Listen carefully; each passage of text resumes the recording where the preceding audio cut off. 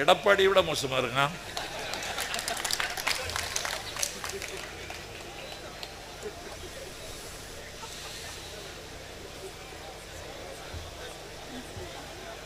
பாண்டமங்கலத்தில் பொதுக்கூட்டம்.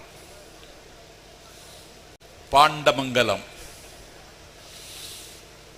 கண்ணனுக்கு துளசி இலை, சிவபெருமானுக்கு வில்வ இலை, அம்பாளுக்கு வேப்பிலை, பாண்டமங்கலத்திற்கு வெற்றிலை என்று பேசப்படுகிற வெற்றிலை விவசாயம் செய்கிற தமிழ்நாட்டின் புகழ்மலிந்த ஊர் பாண்டமங்கலம். திராவிட முன்னேற்றக் கழகம் என்கிற 1000 காலத்து பெயர் இன்றைக்கு அதிகாரத்தில் இருக்கிறது. திராவிட முன்னேற்றக் கழகம் அதிகாரத்தில் இருப்பதை இந்த திராவிடியன் அலர்ஜி, திராவிட ஒவ்வாமை உள்ளவர்கள் அவர்களால் அதை செரித்துக் கொள்ள முடியவில்லை. 2026 4 கால அண்ணன் ஸ்டாலின் ஆட்சியில் தமிழ்நாட்டு மக்கள் 2,88,00,000 பேர் இந்த ஆட்சியில் நேரடியாக பலன் பெற்றிருக்கிறார்கள். 2026 தமிழ்நாட்டில் நன்றி உணர்ச்சி இருக்குமானால், தமிழ்நாட்டிலே நீதியை மதிக்கப்படுமானால், தமிழ்நாட்டிலே நியாயம் வெல்லும் என்கிற நம்பிக்கை இருந்தால், தமிழ்நாட்டு மக்கள் மனச்சாட்சி உள்ளவர்களாக இருந்தால், தமிழ்நாட்டு மக்களினுடைய நெஞ்சில் ஈரம் இருந்தால், மீண்டும் அண்ணன் ஸ்டாலின் ஆட்சிக்கு வருவதை எந்த ஏகாதிபத்தியமும் தடுக்க முடியாது. அந்த திசையை நோக்கி திமுக ராஜபாட்டையில் பயணித்துக் கொண்டிருக்கிற காலகட்டத்தில் திராவிட முன்னேற்றக் கழகத்தை ஊனப்படுத்த வேண்டும் என்று இன்றைக்கு டெல்லியிலே இருக்கிற எஜமானர்கள் திட்டமிட்டு இன்றைக்கு சில காய்களை நகர்த்துகிறார்கள்.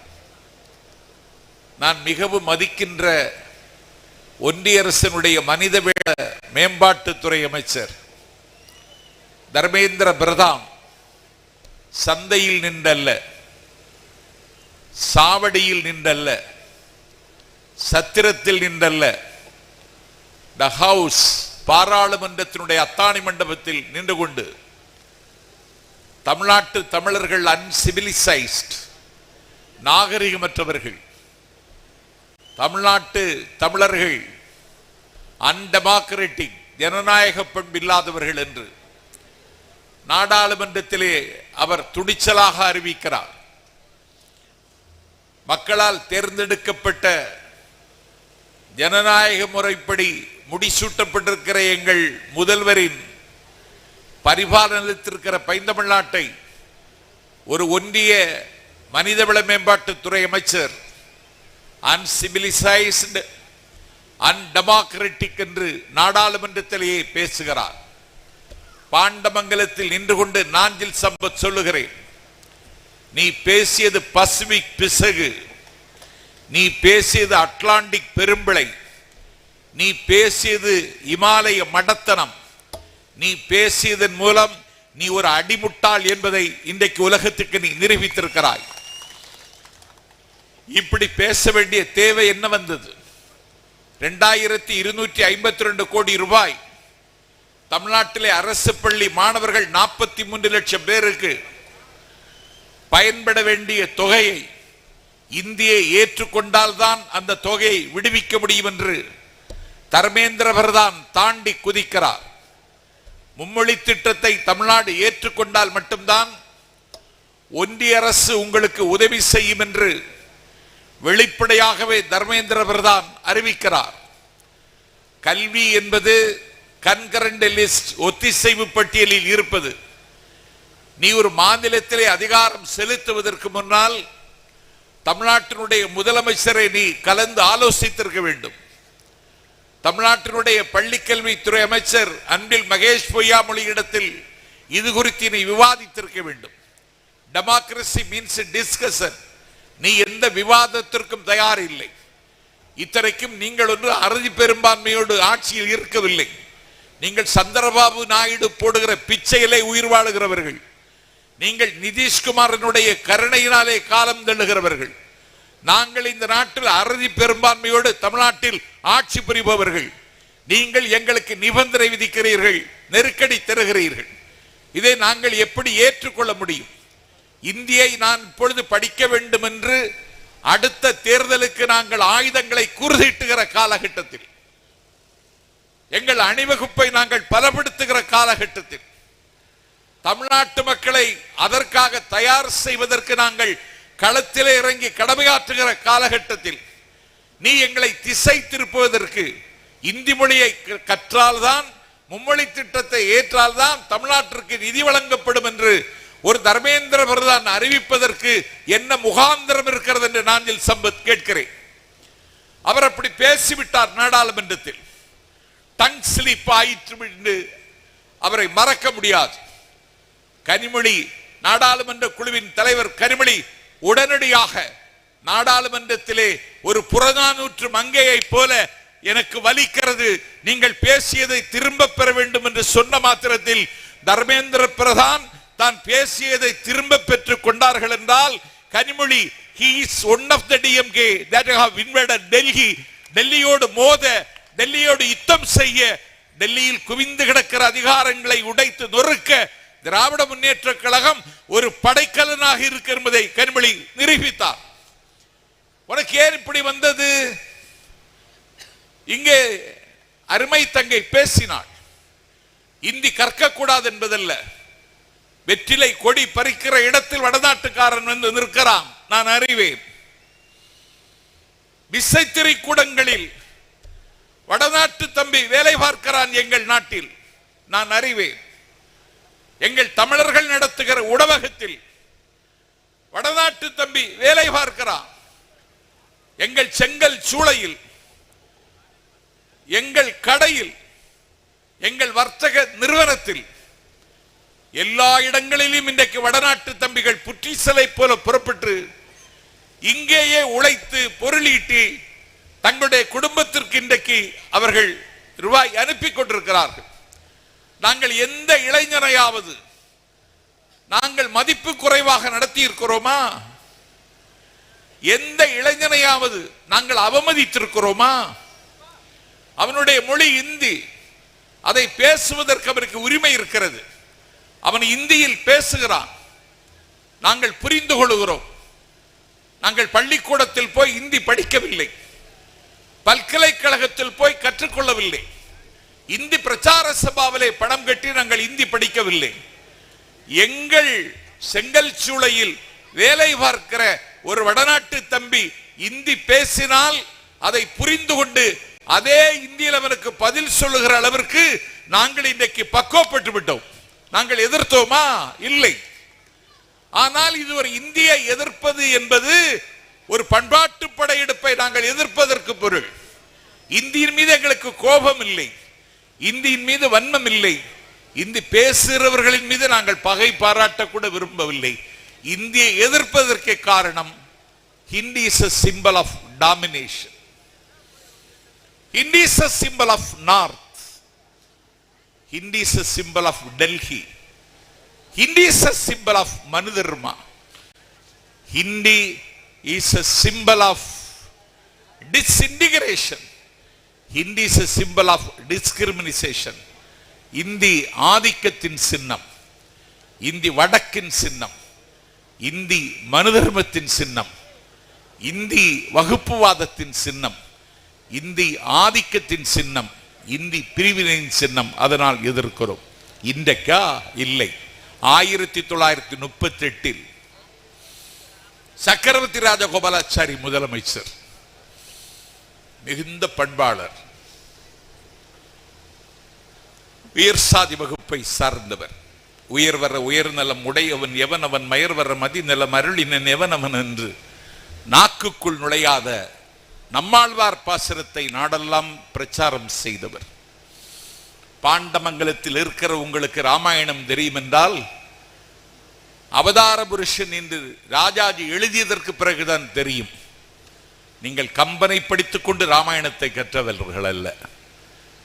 நீங்கள் பாண்டமங்கலத்தில் இருக்கிறவர்களுக்கு மகாபாரதம் தெரியும் என்றால் வில்லிபுத்தார் எழுதிய காப்பியத்தை படித்து நீங்கள் மகாபாரதம் தெரிந்து கொள்ளவில்லை. சக்கரவர்த்தி திருமகன் ராஜகோபாலாச்சாரியுடைய வியாசர் விருந்தை படித்து தெரிந்து கொண்டீர்கள். அவர் இந்தியாவினுடைய ஃபர்ஸ்ட் கவர்னர் ஜெனரல். அவர் கல்கத்தாவின் கவர்னர், தமிழ்நாட்டின் முதலமைச்சர்.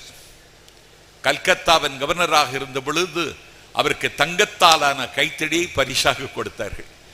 அவர் கவர்னர் பதவியை விட்டு அந்த மாளிகையில் இருந்து வெளியேறுகிற பொழுது தனக்கு பரிசாக கிடைத்த, கிஃப்டாக கிடைத்த தங்கத்தாலான கைத்தடியை கல்கத்தா கவர்னர் மாளிகையில் வந்துவிட்டு வந்த யோக்கியன் சக்கரவர்த்தி ராஜகோபாலாச்சாரி. இப்பொழுது நமக்கு ஒரு கவர்னர் இருக்கிறார். சம்சா கொடுத்தாலும் பாக்கெட்டில் போட்டுக் கொண்டு போகிறான். அவர் தங்கத்தாலான கைத்தடியை கூட கவர்னர் மாளிகையில் வைத்து விட்டு வந்தார். 125 பள்ளிகளில் இந்தி கட்டாயம் என்று அறிவித்தார். தடி கொண்டு தலையில் அடித்ததைப் போல, இடி வந்து இதயத்தில் விழுந்ததைப் போல துடித்தார் தந்தை பெரியார். அண்ணா கவலை பள்ளத்தில் விழுந்தார். இதை எதிர்த்து தீர்வதை தர நமக்கு வேறு வழி இல்லை என்று முடிவெடுத்து இந்தியை எதிர்த்து நாடெல்லாம் பிரச்சாரம் செய்தார்கள். என் பெருமைக்குரியவர்களே, 938 தாளமுத்து நடராஜன் இருவரும் சென்னை சிறைச்சாலையில் இறந்தார்கள்.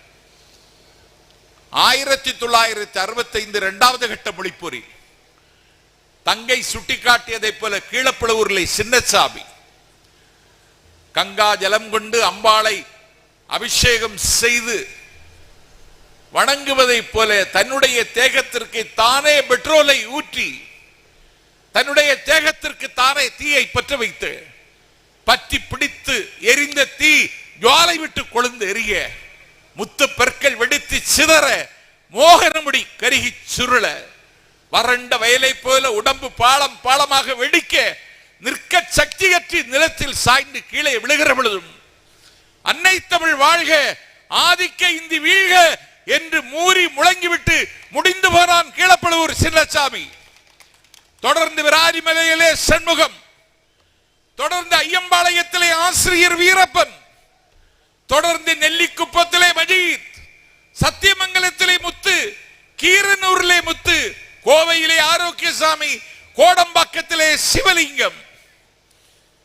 என் பெருமைக்குரியவர்களே, உயிரற்ற உடலோடு உடையார்பாளையத்திலே வேலாயுதம், நஞ்சிரஞ்சி சத்தான் மாயவரத்திலே சாரங்கபாணி, கனவுகள் காணுகிற கால் சட்டை பருவத்தில் காதலிக்கிற வயதில் மண்ணெல்லாம் வீரம் பேசும் சிவகங்கையில் இருந்து சிதம்பரத்திற்கு கலை தேட சென்ற இடத்தில் என் பெருமைக்குரியவர்களே, இந்தியாதிக்கத்தை எதிர்த்த ஊர்வலத்தில் முழக்கமிட்டு கொண்டு போனான் மாணவன் ராஜேந்திரன். அவனை துப்பாக்கியால் குறிபார்த்தது போலீஸ். பட்டனை கலத்தி சுடு சுடு, ஆசை தீர சுடு என்று மூறி முழங்கி துப்பாக்கி குண்டை மார்பில் ஏந்து மரித்து போனான் மாணவர் ராஜேந்திரன். நான் டெல்லி ஏகாதிபத்தியத்திற்கு சொல்வேன், என் தம்பி உதயநிதியை நம்பி சொல்லுகிறேன், மீண்டும் ராஜேந்திரன்கள் உருவாவார்கள் தமிழ்நாட்டில். எச்சரிக்கை. மீண்டும் சாரங்கபாணி பிறந்து வருவான். மீண்டும் கீழப்பழுவூர் சின்னசாமி எங்கள் மண்ணில் பிறந்து வருவான். ஒரு பண்பாட்டு படையெடுப்பை ஒரு மொழியின் மூலம் நீ திணிக்கிறாய்.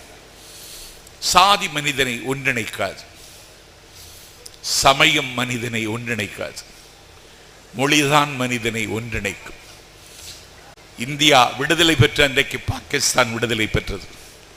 விடுதலை பெற்ற பாகிஸ்தான் அதிபர் முகமது அலி ஜின்னா பாகிஸ்தானின் இன்னொரு பகுதி கிழக்கு பாகிஸ்தான், ஈஸ்ட் பாகிஸ்தான் தலைநகர் டெல்லி டாக்காவுக்கு சென்றார். டாக்காவில் 40 லட்சம் மக்கள் வரை வரவேற்றார்கள். 40 லட்சம் மக்கள் வரவேற்றை பெற்றுக்கொண்டு முகமது அலி ஜின்னா அந்த கூட்டத்தில் உரையாற்றுவதற்கு ஒலிபெருக்கிக்கு முன்னால் வந்தார்.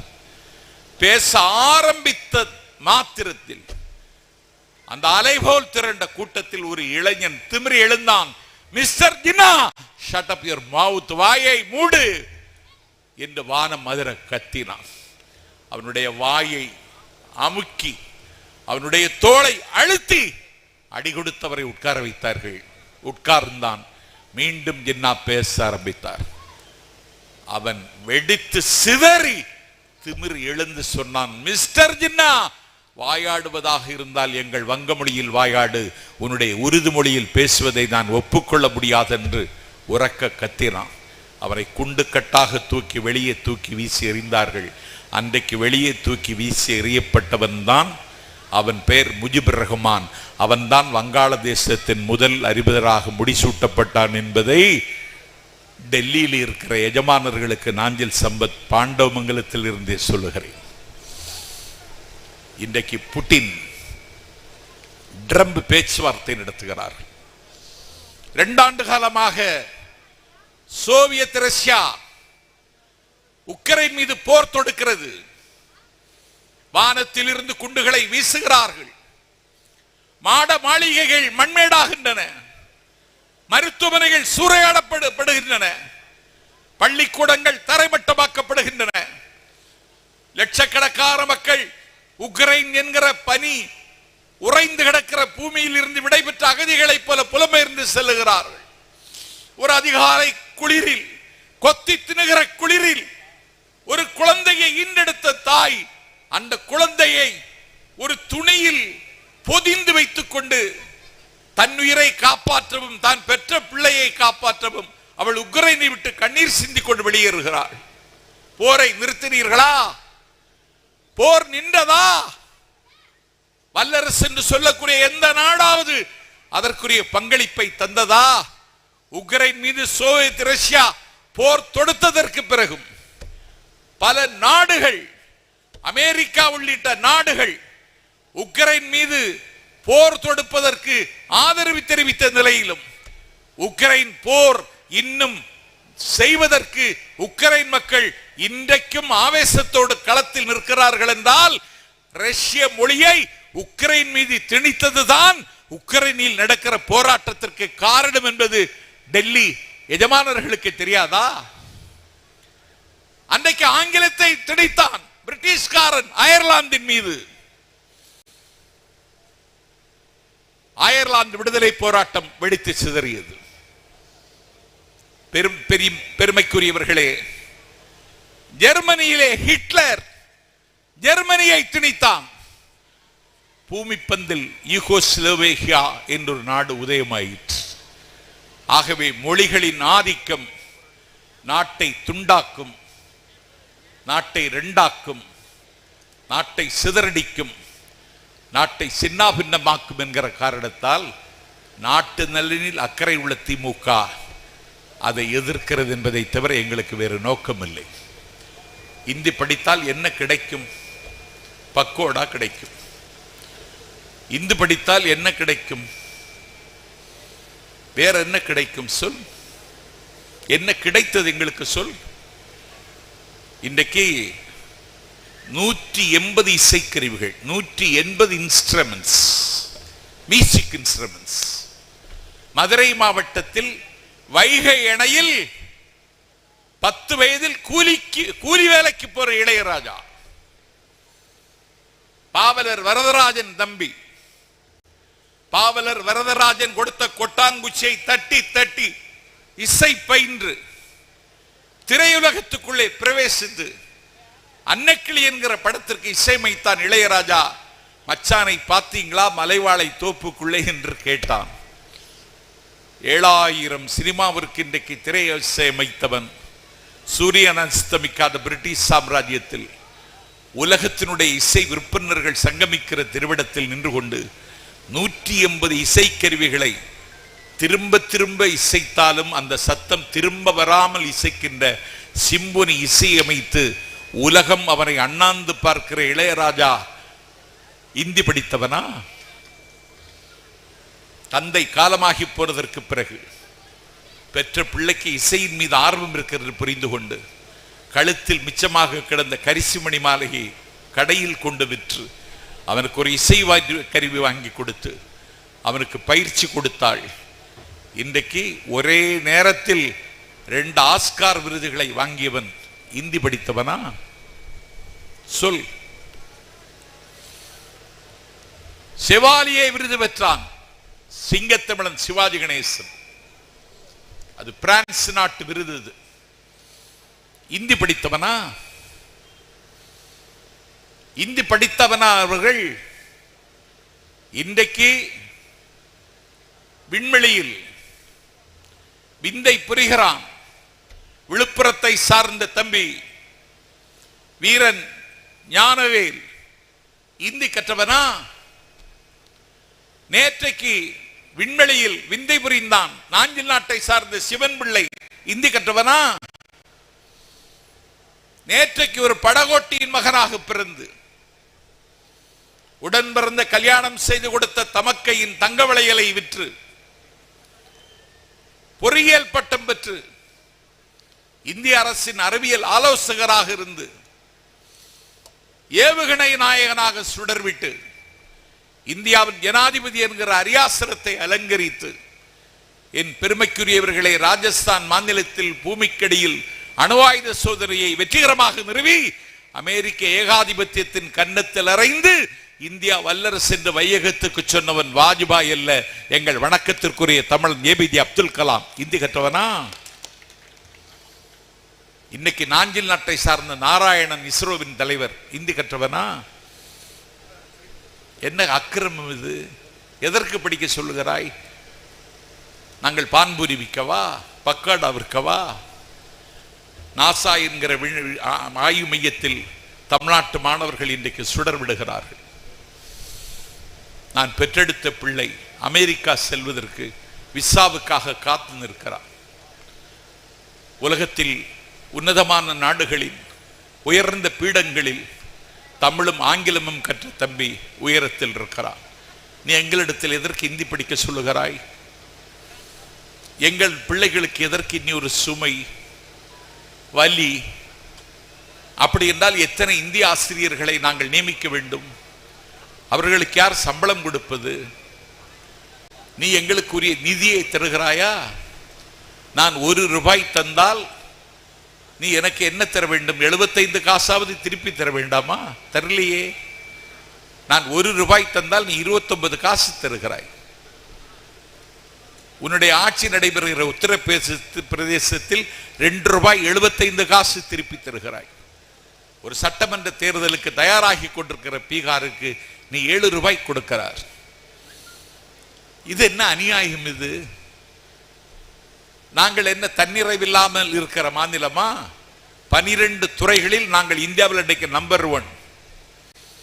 நாங்கள் குஜராத்தை முந்திக் கொண்டு ஓடுகிறோம். இங்கே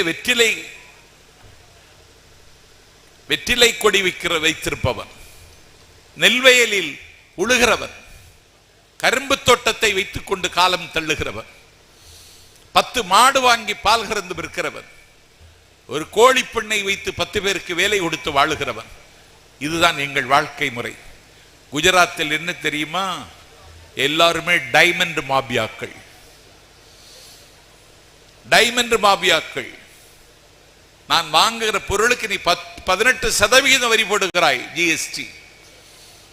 உங்களுக்கு ஒரு உண்மையை சொல்லுகிறேன். டைமண்ட் வைரத்திற்கு வரி எவ்வளவு தெரியுமா? 1.5%. அந்த குஜராத் முன்னேறி இருக்கிறது சொல்ல முடியுமா? எங்கள் முதலமைச்சர் ஸ்டாலின் ஸ்பெயின் போய்விட்டு வந்தார், ஜப்பான் போய்விட்டு வந்தார், அபுதாபி போய்விட்டு வந்தார், அமெரிக்கா போய்விட்டு வந்தார். இன்றைக்கு இந்தியாவில் முதலீடுகளை ஈர்க்கிற முதல் மாநிலம் எங்கள் ஸ்டாலின் ஆளுகிற தமிழ்நாடு என்று உலகம் ஒப்புக்கொண்டிருக்கிறது. நாங்கள் எதில் குறை வைத்தோம்? நாங்கள் என்ன குற்றம் செய்தோம்? இன்றைக்கு வானதி சீனிவாசன் அவர் பிஜேபி கட்சியின் சட்டமன்ற உறுப்பினர். அவராக வெற்றி பெறவில்லை. கமலஹாசன் போட்ட பிச்சை அது. இல்லாவிட்டால் வானதி வெற்றி பெற்றிருக்க முடியாது. அவர் சட்டமன்றத்தில் என்னுடைய தம்பி தமிழ்நாட்டினுடைய நிதியமைச்சர் அவரிடத்திலே நீங்கள் கடன் வாங்கித்தான் ஆட்சி நடத்துகிறீர்கள் என்று சொல்லுகிறார். நாங்கள் கடன் வாங்கி ஆட்சி நடத்துகிறோம், நீங்கள் கடன் வாங்கவில்லையா? நீங்கள் எவ்வளவு வாங்கி இருக்கிறீர்கள்? ஒன்றிய அரசு 2014 ஆட்சிக்கு வருகிற பொழுது அன்றைக்கு இந்தியாவினுடைய கடன் 55 லட்சம் கோடி. மோடி ஆட்சிக்கு வந்ததற்கு பிறகு 2014 வந்ததற்கு பிறகு இன்றைக்கு மத்திய அரசினுடைய கடன் 181 கோடி 74 லட்சம். இப்படி ஒரு மத்திய அரசாங்கத்தை நடத்துகிற நீ நாங்கள் கடன் வாங்குகிறோம் என்று சொல்வாயா? நாங்கள் கடன் வாங்கி என்ன செய்தோம்? நீ கடன் வாங்கி என்ன செய்தாய்? இன்றைக்கு ஒரு தகவல் எனக்கு வந்து சேர்ந்திருக்கிறது. என்ன? 38 நாடுகளுக்கு நாடாளும் பிரதமர் பட்டண பிரவேசம் போயிருக்கிறார். நீ கடன் வாங்கி என்ன செய்திருக்கிறாய்? பிரதமர் பட்டண பிரவேசம் போனதற்கு செலவு எவ்வளவு தெரியுமா? 238 கோடி ரூபாய். 238 கோடி ரூபாய் ஒரு தனி மனிதன், இந்தியாவின் பிரைம் மினிஸ்டர் உலகம் சுற்றுவதற்கு எங்கள் வரிப்பணத்தில் 238 கோடி ரூபாய் செலவழிச்சிருக்க. பிரைவேட் செக்ரட்டரி கேட்கிறார் மோடி, நம்ம இனி ஏதாவது நாட்டுக்கு போக வேண்டியது இருக்கான்னு. பிரைவேட் செக்ரட்டரி சொல்றான், இனி போக வேண்டியது சுடுகாடு, போலாமான்னு கேட்கிறான். நீ 238 கோடி ரூபாய் செலவழிச்சு 38 நாடுகளுக்கு போய் வந்த. நாங்க ஊதாரித்தனமா செலவழித்தோமா? ஒரு 4 முழ வேட்டியும் ஒரு அரைக்கை சட்டை தவிர என் அண்ணன் ஸ்டாலின் இடத்துல எந்த ஆடம்பரத்தையாவது பார்க்கறியா? ஒரு 400 ரூபா டிஷர்ட் ஒரு பேண்டை தவிர என் தம்பி உதயநிதிட்டு எந்த ஆடம்பரத்தையாவது பார்க்கறியா? 3 இட்லி கொஞ்சம் போல தயிர் சோறு, இதுதான் முதலமைச்சருடைய உணவு. பிரதமருடைய உணவு என்ன? ஜப்பான் காளான். ஒருவேளை அவர் சாப்பிடுகிற ஜப்பான் காளானுக்கு எவ்வளவு செலவு தெரியுமா? 6 லட்சம் ரூபாய். அந்த 56 இன்ச்சு மார்பு அப்படி வந்தது. மத்தியானம் என்ன சாப்பிடுவதற்கு அசைவ உணவு சாப்பிடலான்னு சொன்னாங்க. நான் இந்த வெயில் காலத்தில் அதெல்லாம் ஒத்து வராது, கொஞ்சம் போல சோறு ரசமும் கிடைச்சா போதும்னு சொன்னேன். நீ ஜப்பான் காளான் சாப்பிட்டு உயிர் வாழுகிற. நீ போடுற ட்ரெஸ்ஸுக்கு விலை என்ன? ஒரு நேரம் நாடாளும் பிரதமர் போடுற ட்ரெஸ் எவ்வளவு தெரியுமா? 11 லட்சம் ரூபாய். அவருக்கு ஒரு டிசைனர் இருக்கிறார் அதை தயார் செய்து கொடுப்பதற்கு. அவனுக்கு மாச சம்பளம் எவ்வளவு தெரியுமா? 5 லட்சம் ரூபாய். நீ நாட்டு மக்களுடைய வரிப்பணத்தை எப்படி செலவழிச்சிருக்க? இந்தியாவில் ஒரு நிதி அமைச்சர், அழகுன்னா அவ்வளவு அழகு, உலக அழகி போட்டியில் வருஷந்தோறும் தங்கப்பதக்கம் வாங்கிட்டு வர்ற பெருமாட்டி, அவ நீட்டி முழக்குகிறாள், தமிழர்களை நித்தாட்சியமாக பேசுகிறார். நீ மக்களால் தேர்ந்தெடுக்கப்பட்டவரா? இல்லை, நீ விதைக்காமல் விளைந்த களனி. நீ ஒரு பைசா தமிழ்நாட்டுக்கு ஒதுக்கினியா? ஒரு முறை, 6 முறை பீகார் பெயரை சொன்ன நீ தமிழச்சி என்று தம்பட்டம் அடித்துக் கொள்கிற நீ ஒரு முறை தமிழ்நாடு என்று சொன்னாயா? நாங்க மெட்ரோ கோவைக்கு வேணும்னு கேட்டோம், மெட்ரோ மதுரைக்கு வேணும் முதலமைச்சர் கேட்டார். மெட்ரோ திட்டம் பரிசீலிக்கப்படும் என்றாவது சொன்னீர்களா?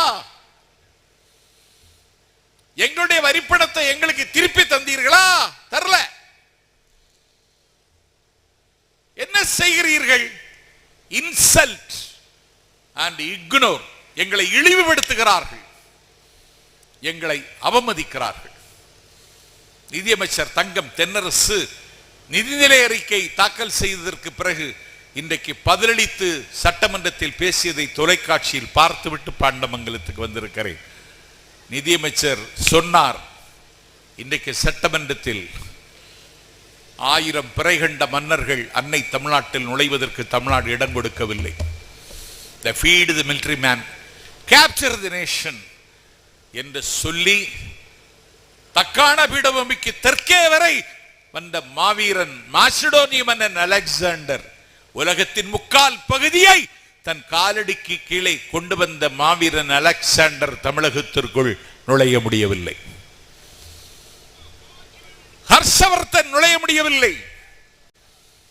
சந்திரகுப்த மௌரியன் நுழைய முடியவில்லை.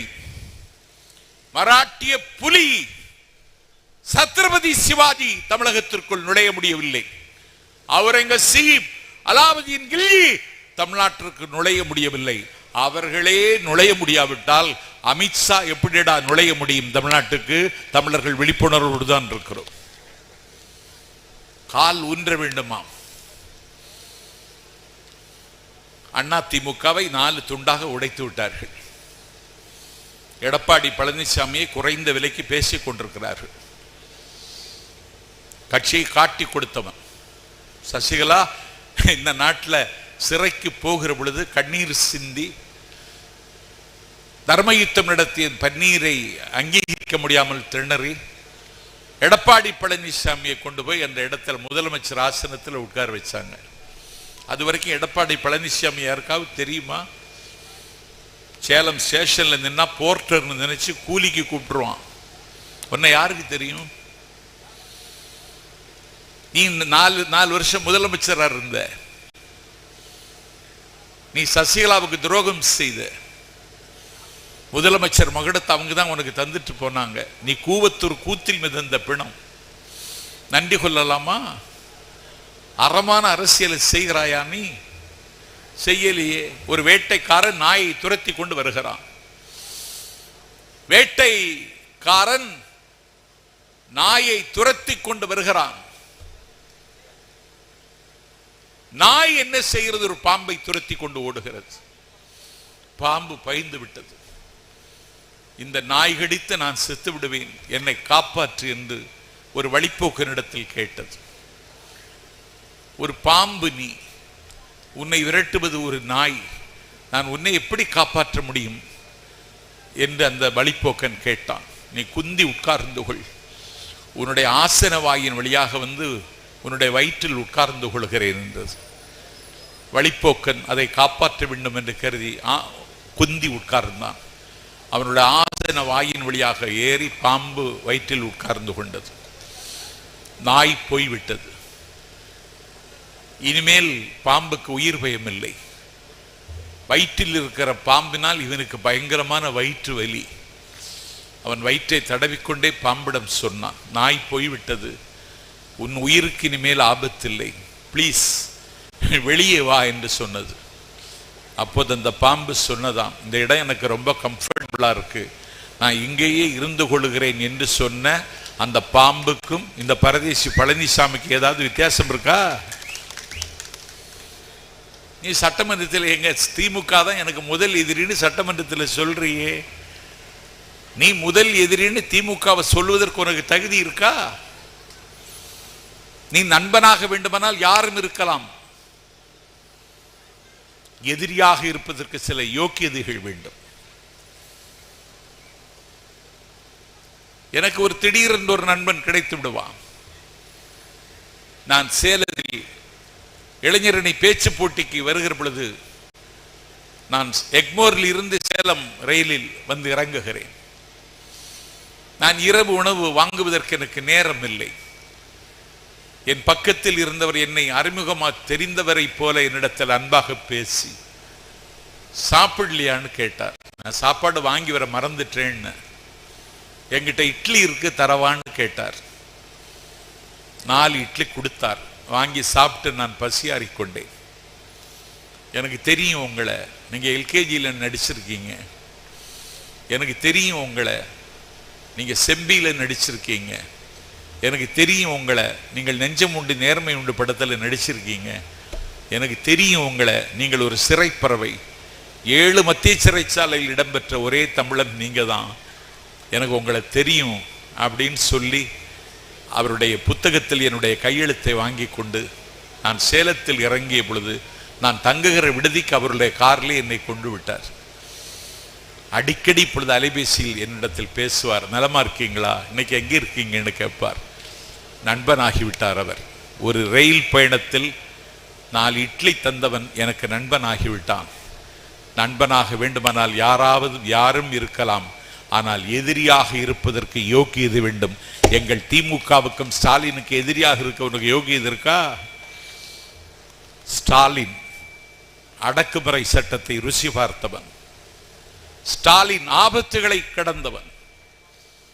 எல்லோரும் திருமணம் ஆகினால் விசா பெற்றுக்கொண்டு வெளிநாடுகளில் போய் தேனிலவு அனுபவித்துக் கொண்டு வருவார்கள்.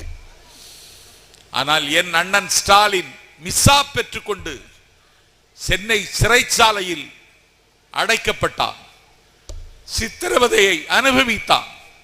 மரணம் அவனை நோக்கி நெருங்கி வந்தபொழுது சிங்கத்தமிழன் சிட்டிபாபு உயிர் தியாகம் செய்தவரை காப்பாற்றினான். 55 ஆண்டு கால பொது வாழ்வுக்கு உரிமை உள்ளவன் இந்தியாவிலேயே அவன் தான், ஸ்டாலின் தான். நான் கேட்கிறேன், அவனுக்கு எதிரியா? தமிழ்நாட்டின் தலைநகரம் சென்னை மாநகரத்துக்கு மக்கள் தேர்ந்தெடுக்கப்பட்ட ஃபர்ஸ்ட் மேயர் எங்கள் அண்ணன் ஸ்டாலின்.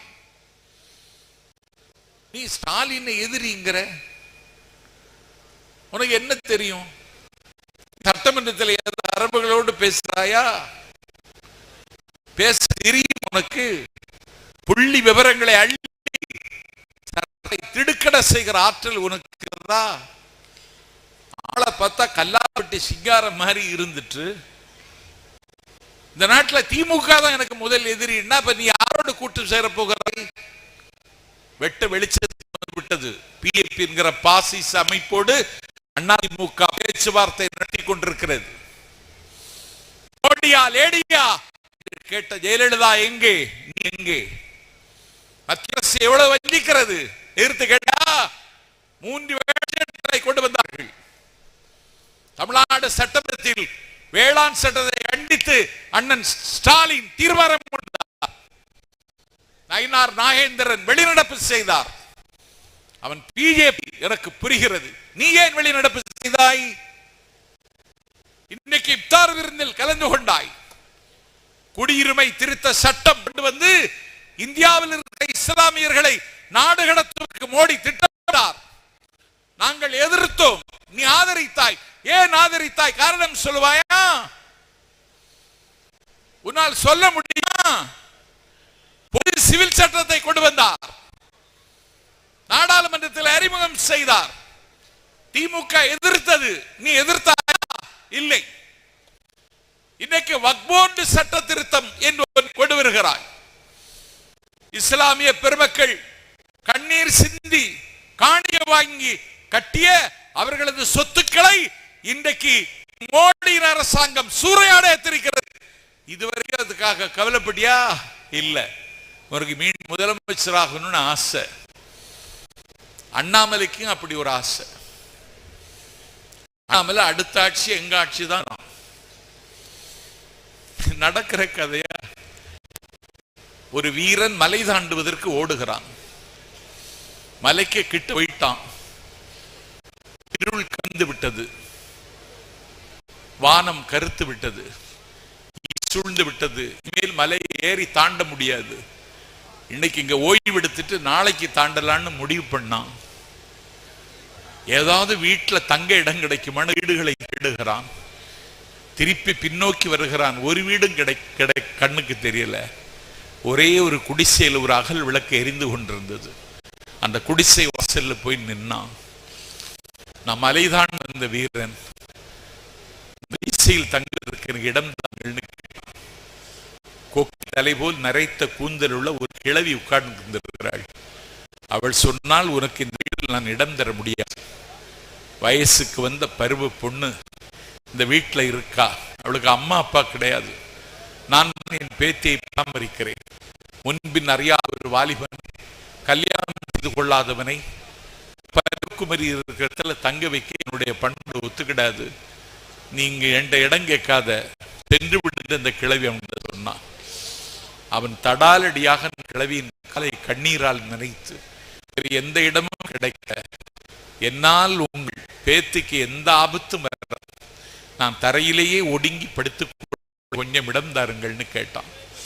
அவனுடைய கதறலும் அவனுடைய கண்ணீரும் கிழவியை உருக, சரி அப்படின்னு அவனை வர சொல்லி அந்த கட்டிலினுடைய ஒரு மூலையில் படுக்க சொல்லிட்டு பேத்திக்கு பக்கத்தில் வீட்டில் இருந்த தலையின குடம் பானை எல்லாம் வச்சுட்டு, இந்த பக்கத்தில் நீ படுத்துக்கோ, நான் தரையில் படுத்துக்கிறேன்னு கிளவி தரையில் படுத்துக்கிறான்.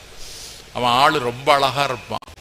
மலையேற வந்த மாவீரன், எடுப்பான மிடுக்கான நடை, பரந்த முகம், விரிந்த நெற்றி, ஒளி வீசுகிற கண்கள். அந்த பக்கத்தில் படுத்திருந்த பேத்திக்கு அவன் மேல ஆசை வந்துட்டு, அவன் நம்மளை அனுபவிக்கணும்னு அவன் ஆசைப்பட்டுட்டா. இவனோ நடந்து வந்த களையில குரட்டை விட்டு தூங்குறான். அந்த பருவ பெண் நினைக்கிறா, காலத்துலேயே மேலே போட்டுற மாட்டானா, கையை கன்னத்தில் வச்சிட மாட்டானா, கண்ணே உன்னை காதலிக்கிறேன்னு வாய் திறந்து வார்த்தை சொல்ல மாட்டானா அப்படின்னு சொல்லி பருவக்குமரி ஏங்குறாள். இவன் நடந்த களைப்பில் தன்னை மறந்து தூங்கி விட்டான். அயர்ந்து தூங்குகிறான். அவள் தூக்கம் வராமல் தவிக்கிறாள்.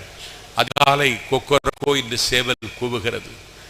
கொண்டையை குலுக்கி தலைமுறை கொண்டையை குலுக்கி சேவல் கூவுகிறது. தங்கையை குலுக்கி அலிருமணி குழந்தைகள் அழுகின்றன. இடையில் குடம் கொண்டு நடம் நல்கி நம்குலம் அடைந்த தண்ணீர் எடுக்க போகிறார். ஆனை சாத்தான் கீசு கீசு என்று சத்தம் போடுகிறது. காக்கை அறைகிறது. உதய சூரியன் பொற்கரணங்களை சிந்துகிறான். பொழுது விடிந்தது. அவன் உடனே துள்ளி எழுந்தான். ஒரு கையகலம் நீரால் முகத்தை அலவிட்டு அந்த கிழவியின் காலில் சாஷ்டாங்கமாக விழுந்து, மறாண்ட போகிறேன் தாயே, என்னை வாழ்த்தென்றான். சுவாமி படத்துக்கு முன்னாடி இருந்த திருநூறலை அவன் நெற்றியில பூசிவிட்டு, வெற்றியும் மிருதும் உனக்கு அகட்டும் மகனேன்னு சொல்லி வாழ்த்தி அனுப்பி வைத்தான். அவன் தாயிடம் ஆசி பெற்றுவிட்டு வீட்டிலிருந்து தாவி குதித்தான். மலையை நோக்கி ஓடுகிறான். அப்பொழுது இந்த பருவக்குடி சொன்னாள், மலையணையை தாண்ட முடியாதவன் மலை தாண்ட போறானான்னு கேட்டான். இவனா மலையை தாண்ட போறான்னு கேட்டா. ஊராட்சி உள்ளாட்சி மன்ற தேர்தல் ஒரு ஒன்றிய கவுன்சிலரை கைப்பற்ற முடியாத பிஜேபி நாளைக்கு தமிழ்நாட்டில் ஆட்சிக்கு வருவோம்னு சொன்னா, உனக்கு ஓட்டு போடுவதற்கு தமிழர்கள் முகாந்திரமாக இருக்கிறார்கள் என்பதற்கு ஒரு காரணத்தை சொல்லு. நாஞ்சில் சம்பத்தி பேசுறதை நிறுத்திடுறேன். இன்னைக்கு எங்க கொண்டு விட்டுருக்க நீ? இந்தியாவின் மானமாவது காப்பாற்றப்பட்டதா? உனக்கு ஏதாவது இந்தியாவினுடைய பெருமையை நிலைநாட்டினாயா? நீ நாட்டில் ஏர்போர்ட், இன்னைக்கு திருச்சி ஏர்போர்ட் தனியாருக்கு தாரை பார்க்கிறார். விழிஞம் ஹார்பர் தனியாருக்கு தாரைக்கிறார். ஜவஹர்லால் நேருவும் லால் பகதூர் சாஸ்திரியும் இந்திரா காந்தியும் ராஜீவ் காந்தியும் என் பெருமைக்குரியவர்களை பொதுத்துறை நிறுவனங்களை நிறுவினார்கள். இன்றைக்கு பொதுத்துறை நிறுவனங்களை நீ இழுத்து மூடுகிறாய். அத்தானிக்கும் அம்பானிக்கும் இந்த நாட்டை நீ தாய் வார்த்து கொடுக்கிறாய். 36 லட்சம் கோடி கடனை இன்றைக்கு நீ ரசிக்கிறாய். காடு விற்று, கரும்பு தோட்டம் விற்று, கையில் கிடக்கிற வளையலை விற்று பட்டம் படித்து வருவான் பிள்ளைக்கு வங்கியிலே கடன் வாங்கி 50,000 ரூபாய் கட்டுவதற்கு உனக்கு மரம் வரவில்லை. அதானிக்கு கடனை ரத்துகிறாய் நீ. இன்றைக்கு அமெரிக்காவிலே குடியேற்ற கொள்கை அறிவித்து விட்டார் ட்ரம்ப். 7 லட்சம் இந்தியர்கள் எந்த அனுமதியும் இல்லாமல் அமெரிக்காவில் குடியிருக்கிறார்கள். அவரை திருப்பி அனுப்ப ட்ரம்ப் முடிவெடுத்து விட்டார். 205 இந்தியர்களை ஒரு போர் விமானத்தில் குடிக்க தண்ணீர் இல்லாமல், சுவாசிக்க காற்று இல்லாமல் அமிர்தசரஸ் விமான நிலையத்தில் 205 இந்தியர்கள் இறங்குகிறார்கள். அவர்கள் கையில் இலங்கு, அவர்கள் காலில் சங்கிலி. பிரதமர் துடித்தாரா? துன்பப்பட்டா? இல்ல. கொலம்பியா சின்னஞ்சிறிய நாடு. அந்த கொலம்பியர்களையும் கையில் விலங்கு போட்டு காலில் சங்கிலி போட்டு அனுப்பி வைத்தார் ட்ரம்ப். அந்த விமானத்தை தரையிறக்க சின்னஞ்சிறிய நாடு கொலம்பியா அனுமதிக்கல. கொலம்பியா அதிபர் சொன்னார், இந்த விமானம் தரையிறங்க கூடாது, அமெரிக்காவுக்கு செல்லு. நாட்டு விமானத்தை அமெரிக்காவுக்கு அனுப்பி என் நாட்டு மக்களை நான் வருகிறேன் என்றே. கொலம்பியா அதிபரா நீ அதிபரா சொல்லு? தங்கச்சி சொன்னது மாதிரி தொகுதி மறுசீரமைப்பு. இன்னைக்கு நாடாளுமன்றம் ஸ்தம்பித்துகிறது. 2 சபைகளும் ஒத்தி வைக்கப்பட்டிருக்கிறது. நல்ல செய்தி சொல்லுகிறேன். நாளைக்கு தொகுதி மறுசீரமைப்புக்கு எதிர்கொள்வதற்கு அண்ணன் ஸ்டாலின் தலைமையில் நாளைக்கு ஜிடிசி ஹோட்டல்ல கூட்டம் நடைபெறுகிறது.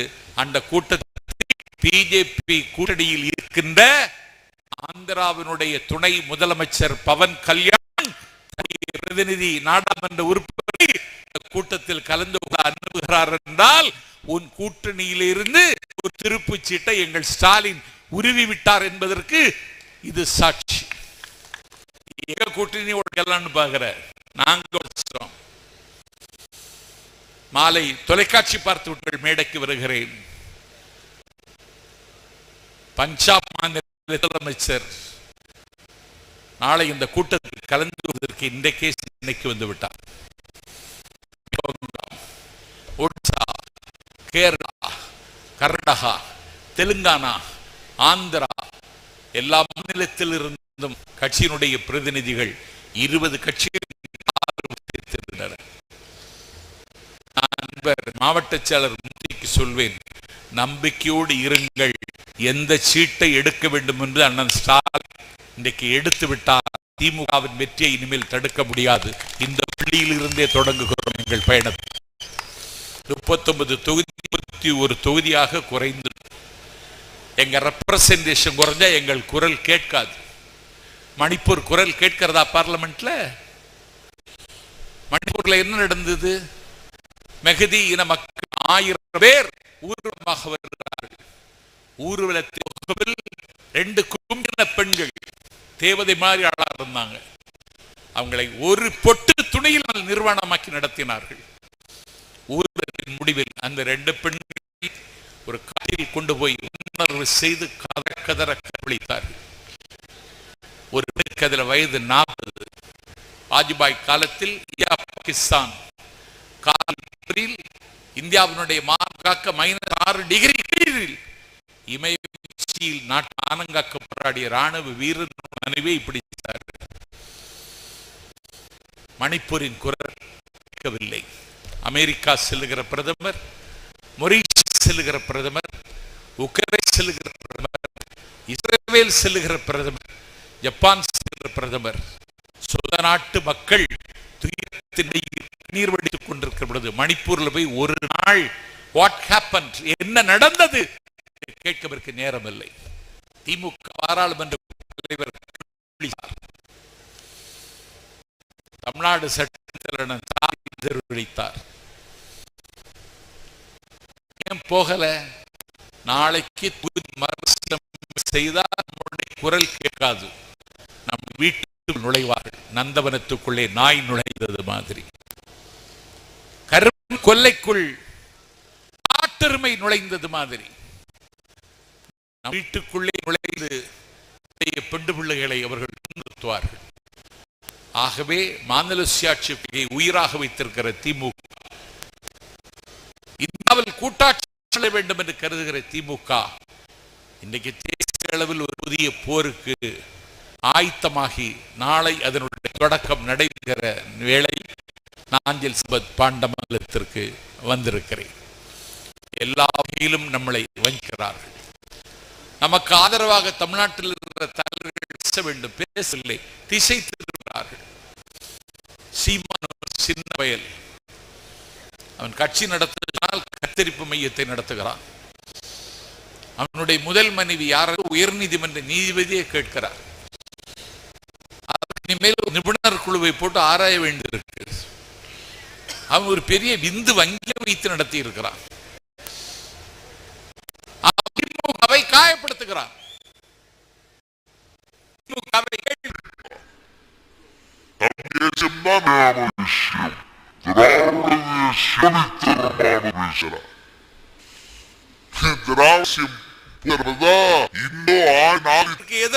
நாகரிகம், திராவிட நாகரிகம்.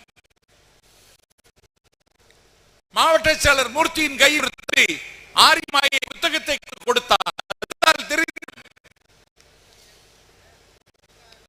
5300 ஆண்டுகள் தொன்மையான நாகரிகம். நாகரிகம் சிந்திக்கரை உலவிய நாகரிகம், திராவிட நாகரிகம் சொன்னவன் சர் ஜான் மார்ஷல்.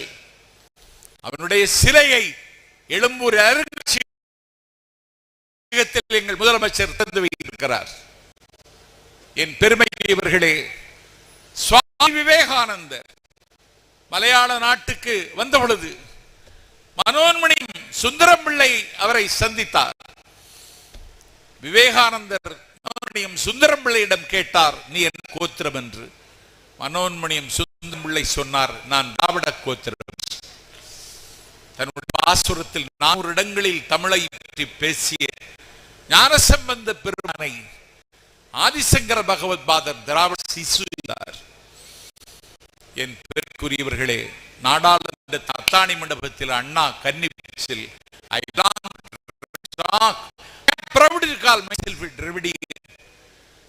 என்று அண்ணா நாடாளுமன்றத்தில் பேசினார். தமிழ் பேசி மேல் பிரபாகரன் அந்த தம்பியோடு எனக்கு உறவு இருந்தது என்று சொல்லி அவர் எனக்கு ஆமைக்கறி பரிமாறன் என்று அந்த அயோக்கியல் கதை விடுகிறான். காலில் கிடக்க செருப்பு எடுத்து கன்னத்தில் அரைந்து பிரபாகரன் உலகத்தில் இருக்கிற விடுதலை வீரர்களில் எங்கள் தம்பியாகரனுக்கு வீரன் உலகத்தில் இதுவரைக்கும் பிறக்கவில்லை. அவரை குசைப்படுத்துகிறார். புலிக்குளம் வாழ குகை உண்டு, குருவிக்கு கூடு மரத்தில் உண்டு, காட்டு வயிற்புற நெடுக்கு பொந்துண்டு, கஞ்சல் எலிக்கோர் குழியுண்டு, கோட்டை அமைத்து கொடி வாழ்ந்த தமிழனுக்கு நாளையா என்று கேட்ட தம்பி பிரபாகரனை அவமானப்படுத்துகிறாய், தமிழீழத்தை இச்சைப்படுகிறாய். பிரபாகரனுடைய அண்ணனுடைய மகன் பிரபாகரனுக்கு இவரை தெரியாது.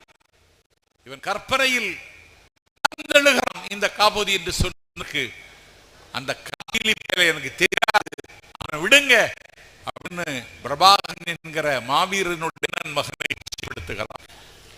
தமிழ்நாட்டு அரசியல்ல இது போன்ற இடைச்செருகளும் இடையூறுகளும் எங்களுக்கு இருக்க செய்கிறது. ஆகவே கொள்வழி அரசியல் இந்தியாவில் நடத்துகிற ஒரே ஆண்மையுள்ள கட்சி திராவிட முன்னேற்ற கழகம் மட்டும்தான் என்பதற்கு கூட்டம் உதாரணம். என்னுடைய தம்பி உதயநிதி ஸ்டாலின் இளைஞரணி செயலாளராக பொறுப்பேற்று 1,00,000 வாலிபர்களை இளைஞரணிக்கு கொண்டு வந்தான். நான் பெரியார் காலத்து வரலாற்றில் இருந்து இந்திய வரலாறு வரை ஒழுங்காக பெரியார் காலத்தில் நடக்கவில்லை, காலத்தில் நடக்கவில்லை, கலைஞர் காலத்தில் நடக்கவில்லை, அண்ணன் ஸ்டாலின் காலத்தில் நடக்கவில்லை. இன்றைக்கு இளைஞரணியின் சார்பாக 250 கூட்டங்களை என் தம்பி உதயநிதி ஸ்டாலின் தமிழ்நாடு முழுக்க நடத்தியிருக்கிறார். காலத்தால் சீலத்தால் கழகத்தின் மூத்தவர்கள், வீட்டில் இருந்து வெளியே வர முடியாத அளவிற்கு நலிவுற்றவர்கள் எத்தனை பேர் இருக்கிறார்கள், மூர்த்தி பட்டியல் தாருங்கள் என்று கேட்டு எல்லா வயதில் மூத்தவர்களுக்கும் பொற்களி வழங்கி நிதி உதவி கொடுத்தவர் தம்பி ஸ்டாலின். அடுத்த தலைமுறைக்கு எங்கள் இடத்தை கடத்துவதற்கு, வீரவ சொற்பொழிவாளர்களை தயார் செய்வதற்கு 17,000 பேரிடத்தில் மனு பெற்று மாவட்டந்தோறும் பேச்சுப்போட்டி நடத்தி அதை மண்டல அளவில் நடத்தி அதற்கு பிறகு தலைநகர் சென்னை நடத்தி 200 சொற்பொழிவாளர்களை திமுகவினுடைய பிரபகண்டா விங்கு பிரச்சார பணிக்கு இன்றைக்கு அர்ப்பணம் செய்தவன் தம்பி உதயநிதி ஸ்டாலின். விளையாட்டு தலைநகராக சென்னையை மாற்றியவன் தம்பி உதயநிதி ஸ்டாலின். சனாதனத்தை எதிர்ப்பதில் சமரசத்துக்கு இடமில்லை என்று மூறி முழங்கிய உதயநிதி ஸ்டாலின் எங்கள் நம்பிக்கையாக கண்ணுக்கு தெரிகிறார். அவர் உத்தரவின் பேரில் நடைபெறுகிற பொதுக்கூட்டங்கள் தமிழ்நாட்டில் பெரிய தாக்கத்தை செய்யும் ஏற்படுத்தி இருக்கின்றன. அதில் ஒரு பகுதியாகத்தான் இந்த கூட்டத்தை நாஞ்சில் சம்பத் பார்க்கிறேன். நீங்கள் வெள்ளம் போல் வந்திருக்கிறீர்கள். காலகட்டத்தில் வரலாம், வருகிற காலகட்டத்தில் இடையூறு வரலாம், வர காலகட்டத்தில் எதிரியை இடர்கொள்வதே நமக்கு நெருக்கடி வரலாம். துணிந்து நின்று போராடுவார் எங்கள் இளைஞரணி தம்பிமார்கள். அவர்கள் அன்னை ஸ்பார்ட்டாவின் வீரர்களாக சுடர் விடுவார்கள். சிறிய ஸ்பார்ட்டாவை பெண்ணம்பெரிய பாரசீகப்படை விழுங்குவதற்கு எத்தனைத்தது. அவர்கள் பலர் ஸ்பார்ட்டாவின் வீரர்கள் சிலர். ஒரு பாரசீக கணவாயில் பாரசீக பெரும்படை ஸ்பார்ட்டாவின் வீரர்களுக்கு செய்தி கிடைத்து விடுது. அவர்கள் பலர், நாம் சிலர். நாம் எப்படி எதிர்கொள்வோம் என்று அவர்கள் நடுங்கவில்லை. அவர்கள் பலராக இருந்தாலும் நாம் சிலராக இருந்தாலும் அவர்களை செய்ய களமாடுவோம் என்று மறுக்கிறார்கள், சண்டையிட்டார்கள், எதிர்த்து மோதினார்கள். அவர்கள் பலராக இருந்த காரணத்தால் அவர்களுடைய துப்பாக்கி அன்னை ஸ்பார்ட்டாவின் வீரர்களின் தொண்டைக்குழியில் இறக்குமதி செய்யப்பட்டு ஸ்பார்ட்டான் வீரர்கள் மறைந்தார்கள். மறைவதற்கு முன்பு ஒரு சுவரில், கல் சுவரில் அவர்கள் எழுதினார்கள், இந்த வழியாக சொல்லக்கூடிய யாத்ரீகர்களே கவனியுங்கள், நாங்கள் ஸ்பார்ட்டாவின் வீரர்கள். அவர்களோ பலர், நாங்களோ சிலர். பாரசீக பெரும்படை என் தாய் நாட்டை கபளீகரம் செய்ய இங்கே மீறி நுழைந்தது. நாங்கள் இறந்து விடுவோம் என்று தெரியும் அவர்களை எதிர்த்து போரிட்டோம். அவர்கள் ஆயுதங்கள் வாயில் இறக்குமதி செய்யப்பட்டன. நாங்கள் செத்து போனோம். ஆனாலும் தாயின் மானம் காக்க நாங்கள் போராடி என்பதை அன்னை ஸ்பார்ட்டாவிடம் சொல்லுங்கள் யாத்ரீகர்கள் என்று அந்த இறந்து போன ஸ்பார்ட்டாவின் வீரர்கள் எழுதி வைத்தார்கள். அன்னை ஸ்பார்ட்டாவின் வீரர்கள் சாகவே சாகடிக்கப்படவில்லை. தலைமையில் ஊருக்கு எழுந்து வந்து கொண்டிருக்கிறார்கள் என்பதை இந்த பாண்டம் உணர்த்தி இருக்கிறதுங்கிற மகிழ்ச்சியோடு இன்னும் பேச செய்தி இருந்தாலும் காலத்தின் நிலை கருதி விருப்பமில்லாமல் விடைபெறுகிறேன். நன்றி, வணக்கம்.